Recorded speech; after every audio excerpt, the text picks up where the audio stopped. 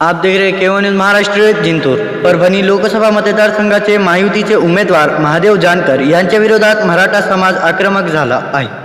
पालम तालुक्यातील भोगाव येथे महादेव जानकर हे दर्शनासाठी गेले असता मराठा समाज बांधवांनी महादेव जानकर यांना काळे झेंडे दाखवून एक मराठा लाख मराठा अशी घोषणाबाजी केली आणि दर्शनासाठी जाण्यास रोखले। त्यामुळे जानकर यांच्यावर दर्शन न करताच माघारी फिरण्याचे नामुष्की ओढावली।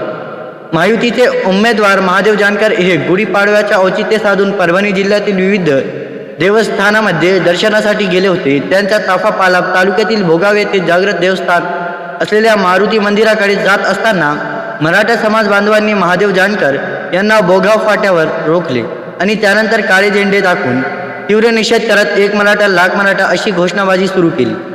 यावेळी महादेव जानकर यांच्यासोबत असलेल्या कार्यकर्त्यांनी जानकर गावामध्ये प्रचार करण्यासाठी